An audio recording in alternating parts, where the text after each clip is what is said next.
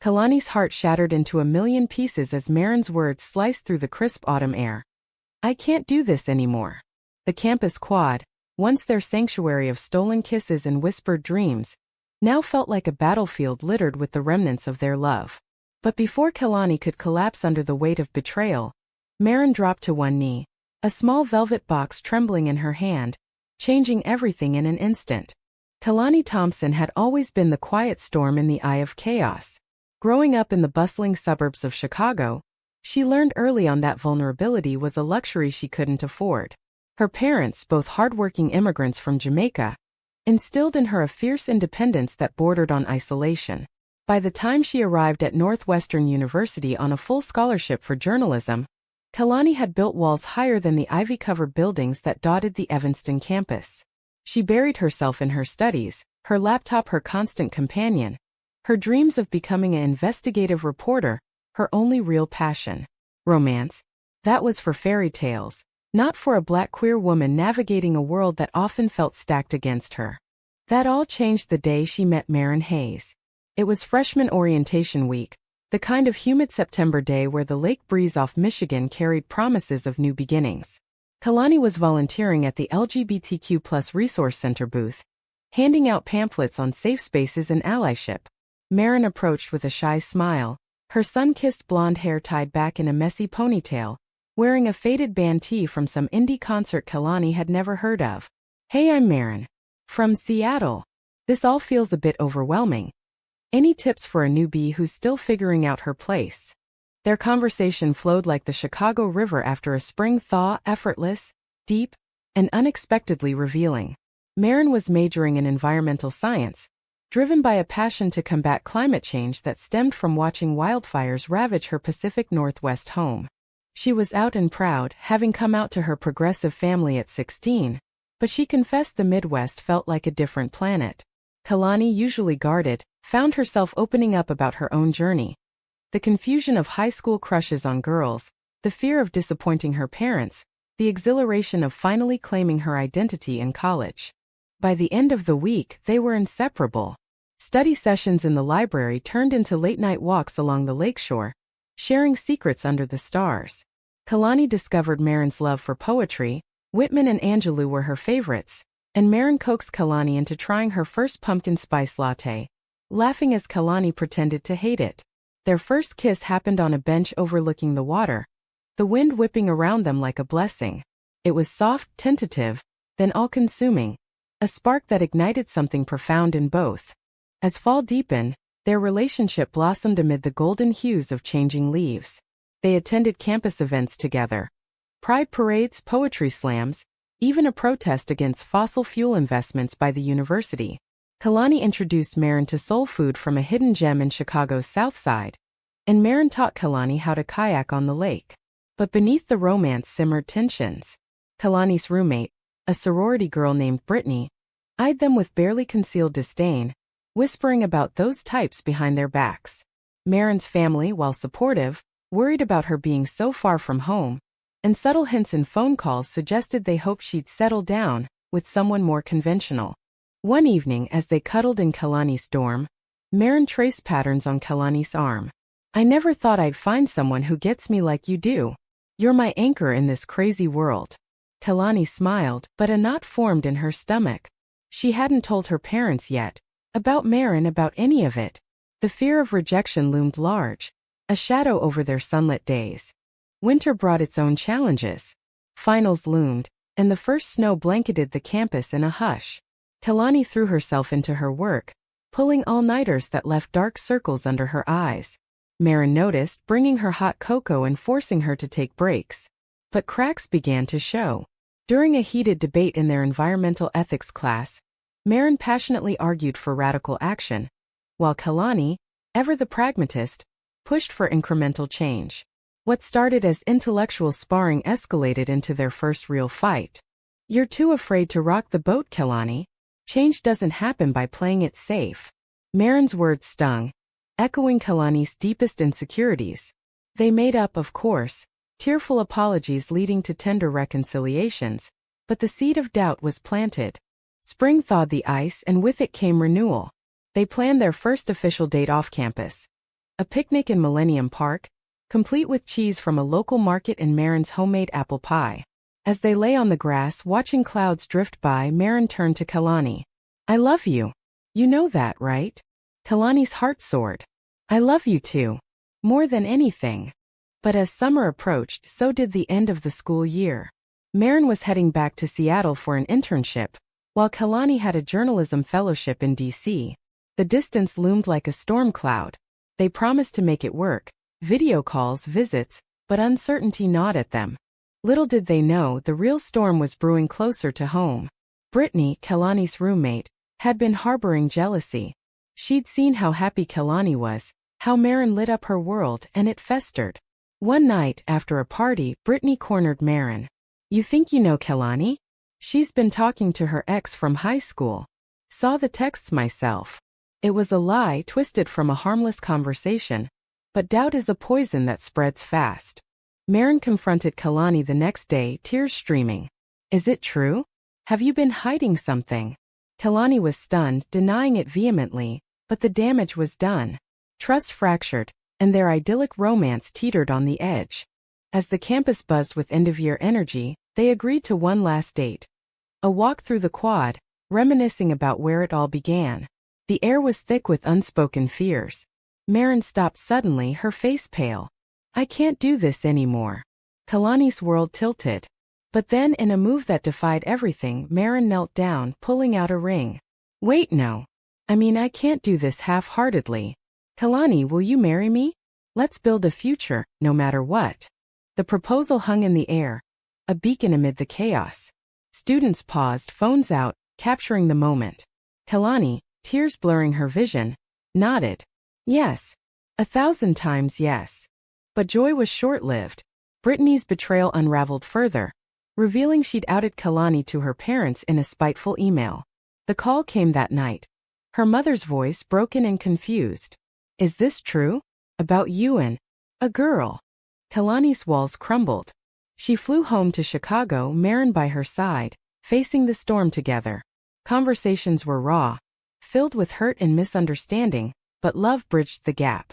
Her parents, after days of soul-searching, embraced them, tentatively at first, then fully. Back on campus for sophomore year, they were stronger.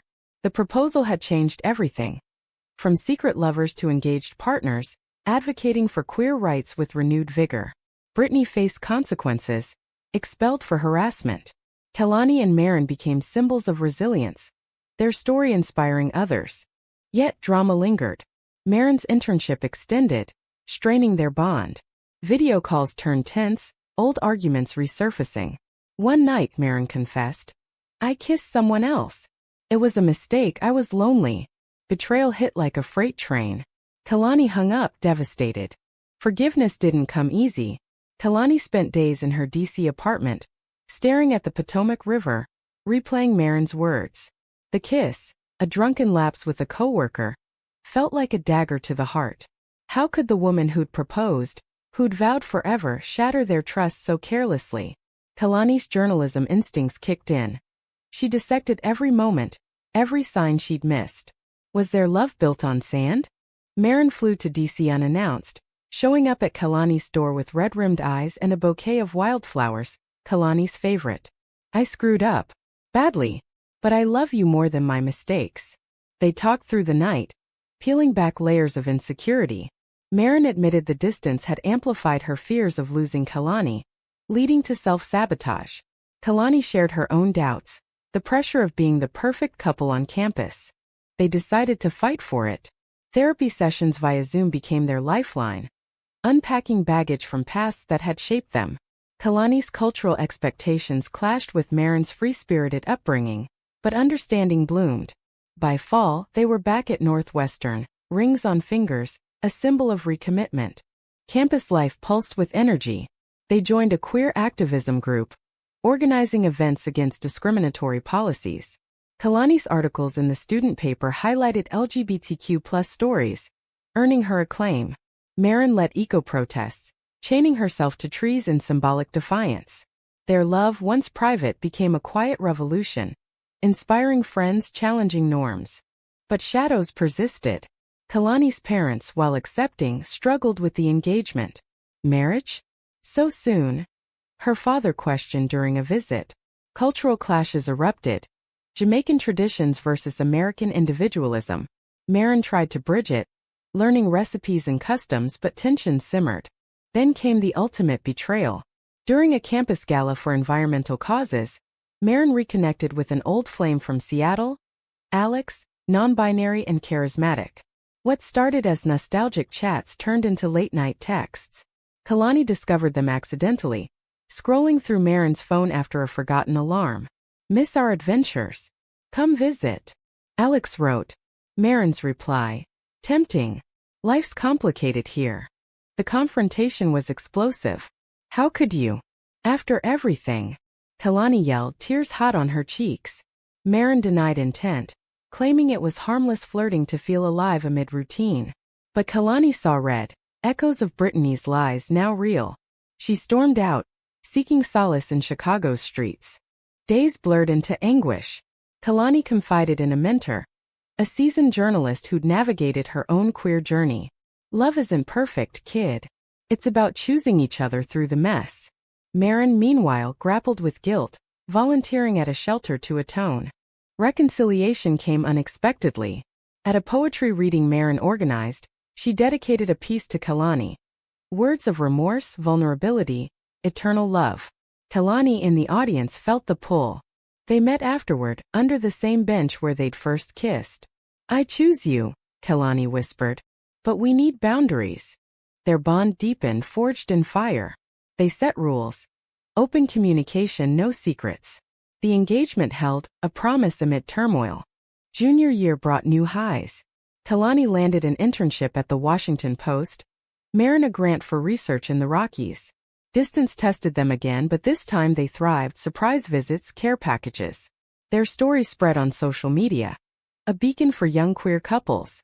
Yet drama escalated.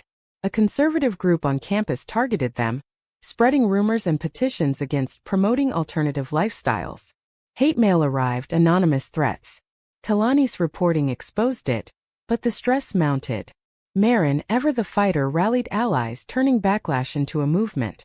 In the midst of it, personal cracks reappeared.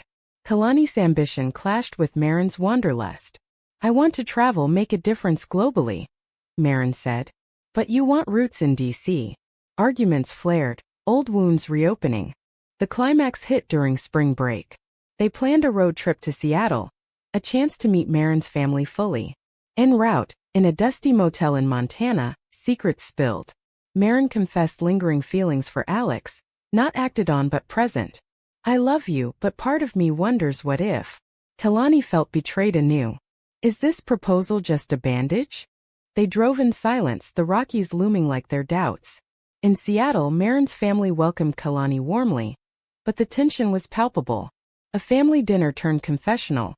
Maren's mother shared her own past regrets, urging them to communicate. Back on the road, resolution dawned.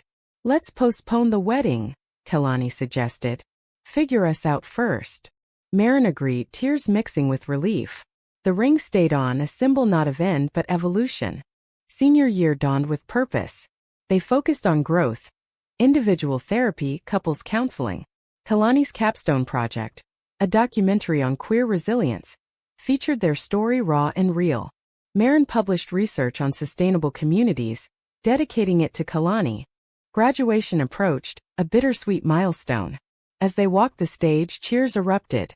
Their love, battle-tested, shone brighter. But fate twisted again. Post-grad, Kalani got a job in New York, Maren in California.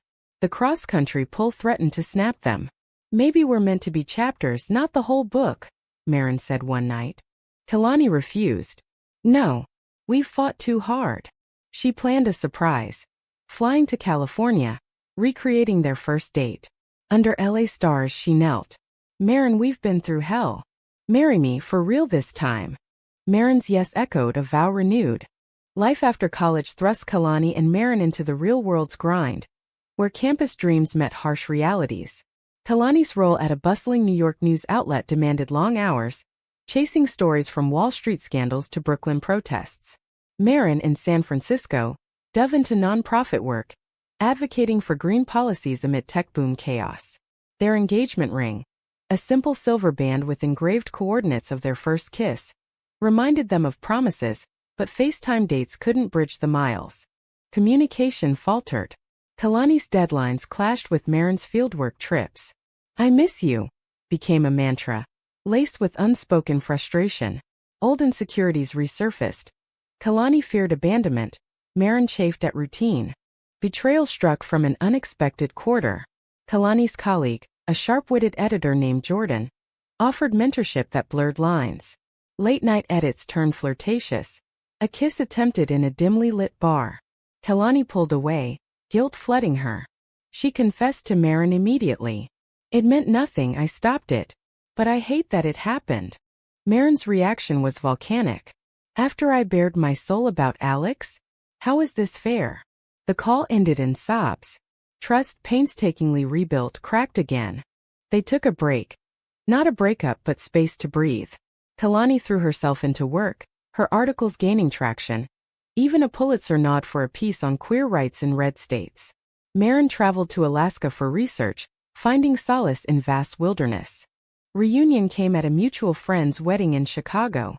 Seeing each other across the aisle, hearts raced. They danced under string lights, apologies whispered. "We're flawed, but together we're better," Marin said. They recommitted, planning a small ceremony. Planning unearthed family drama. Kalani's parents, now warmer, clashed with Marin's over traditions. "A beach wedding? Too casual," Kalani's mom argued. Compromises were made. A lakeside venue in Michigan, blending cultures. Highs mingled with lows. Marin's promotion meant more travel. Kalani's fame brought scrutiny. Tabloids twisted their story. Campus sweethearts or Hollywood drama? Privacy eroded. The ultimate conflict erupted during a heated argument in their temporary NYC apartment. "You're always gone, physically or mentally," Kalani accused. Marin snapped back. "And you're married to your job. Where do I fit?" In anger, Marin stormed out, seeking comfort from an old friend. Alex, now in the city. A night of drinks led to a kiss, confessed the next day. It was revenge, stupid and wrong. Kalani's world imploded. Twice? How do I forgive twice? She packed a bag, fleeing to Chicago. Solitude forced reflection. Kalani visited her old campus, sitting on their bench. Memories flooded. Laughter, tears, growth. She realized love wasn't fairy tale perfect. It was human, messy, worth fighting for. Marin showed up days later, determined. "I've ended contact with Alex. Therapy starts tomorrow, for me, for us." They talked for hours, unveiling deep fears. Marin's abandonment issues from an absent father, Kalani's perfectionism from immigrant pressures. Healing began slowly. They moved to a neutral ground, Denver, a compromise city. Kalani freelanced, Marin consulted remotely. Their wedding, postponed twice, finally happened. Intimate, under Rocky Mountain skies, with family blending in joyous chaos. Post-honeymoon, life stabilized. They adopted a rescue dog, named Hope, symbolizing their journey. Kalani wrote a book on their story, Kneeling in Chaos, A Queer American Love. It became a bestseller, inspiring countless. But personnel drama lingered subtly. A job offer for Marin in Europe tested them. "Go," Kalani urged. "We'll make it work." Distance again, but this time with tools. Weekly visits, honest check-ins. Years passed. They navigated parenthood, adopting twins, a boy and girl, balancing careers and family. Challenges arose. Societal biases against queer parents, work-life strains. But their bond, tempered by fire, held. In quieter moments, they'd reminisce about that campus date. "It ended unexpectedly," Kalani would say. "But that need changed everything." Their love story, dramatic and profound, became a testament to resilience. Not perfect, but profoundly human. As they aged, grace came. Kalani's journalism evolved to mentorship, Marin's activism to policymaking. They retired to a cozy cabin in the Adirondacks, surrounded by nature and memories. One autumn day, mirroring their beginning, Marin knelt again. Not with a ring, but a vow renewal. "Through betrayals and triumphs, I choose you eternally." Kalani's yes was whispered, a full-circle echo. Decades later, Kalani and Marin's story had woven itself into the fabric of American queer history. Their book spawned a podcast, then a film, portraying the raw edges of love amid societal shifts. But behind the public facade, their private world remained a sanctuary of earned peace. The twins, now teens, rolled eyes at their mom's epic romance, but secretly admired it. Family dinners in their Denver home buzzed with debates, politics, environment, identity, echoing campus days. Yet, echoes of past drama resurfaced. When the twins came out, one gay, one non-binary, old fears bubbled. Kalani worried about the world's cruelty, Maren about repeating parental mistakes. Therapy, now a family staple, helped navigate. A major conflict arose when Maren's ex, Alex, reappeared. Not as a threat but seeking closure. Now married with kids, Alex apologized for past entanglements. Maren shared with Kalani first. It's history, but I want transparency. Kalani, secure now, nodded. The meeting was cathartic, closing chapters. Professional betrayals hit too. Kalani's mentee plagiarized her work, a scandal that rocked her career. Maren stood by, fierce advocate. We've survived worse. They sued, one emerging stronger. As midlife approached, health scares added drama. Maren's breast cancer diagnosis at 45 was a gut punch. Chemo sessions, hair loss, vulnerability stripped bare. Kalani became caregiver, role reversal forging deeper bonds. You're my warrior, Kalani whispered during nights of pain. Remission brought gratitude. They traveled, Jamaica for Kalani's roots, Seattle for Maren's, reconnecting with origins. Their love, once fiery, mellowed to a steady flame. Grandparenthood arrived, the twins' children bringing joy. But loss shadowed. Kalani's parents passed, leaving legacies of acceptance. Maren's family followed, bonds healed over time. In their 60s they faced the ultimate test. Maren's relapse. Treatment failed this time. Hospital rooms became their world, conversations turning philosophical. No regrets, Maren said weakly. You changed everything that day on campus. Kalani held her hand, tears flowing. And you knelt, saving us. Maren's passing was peaceful, surrounded by family. Grief consumed Kalani, but purpose emerged.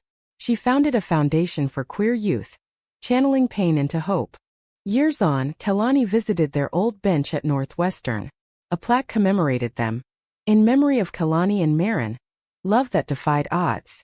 She smiled, feeling Maren's presence. Their story, dramatic, emotional, romantic, ended not in tragedy, but in enduring humanity. Love's legacy lived on, inspiring generations. The end came full circle. Kalani, in her final days, whispered to the wind, "Wait for me."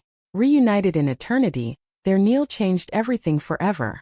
Kalani's legacy extended beyond her passing, her foundation evolving into a national network supporting LGBTQ+ youth. The twins, now adults, carried the torch. Maren Jr. in environmental law, Khalil in journalism, infusing their work with their mother's spirit. Grandchildren listened wide-eyed to tales of the famous proposal, a family lore that blended drama with inspiration. Society had shifted. Marriage equality nationwide, protections strengthened. Yet, challenges persisted, backlash against trans rights, climate denial. The foundation fought on, a living testament to Kalani and Maren's resilience. In archives, their letters were published, raw glimpses into a profound bond. Readers found solace in the honesty. Admissions of doubt, celebrations of forgiveness. Love is a verb, one excerpt read. It demands action even in pain. Anniversaries brought gatherings at the campus bench, now a pilgrimage site. Queer couples proposed there, echoing history. One such pair, inspired by the book, named their daughter after Maren. Kalani's final unpublished manuscript, discovered posthumously, detailed untold moments. Secret picnics, whispered vows, quiet acts of kindness amid chaos. It humanized them, not icons but women who loved fiercely. The film's sequel focused on legacy, interviewing those touched by their story. A young lesbian from rural America shared, "They showed me it's possible to love, to fight, to win." As decades turned, their narrative wove into cultural fabric, plays, songs, murals depicting that kneel. In a divided nation, it reminded of unity through empathy. Ultimately, the story's heart lay in its humanity. Two women, flawed and fabulous, navigating America's complexities. From campus quad to eternal bond, their journey affirmed, Love, with all its drama and depth, transforms. In the end, it wasn't the proposal that changed everything, it was the choice to kneel, to rise together.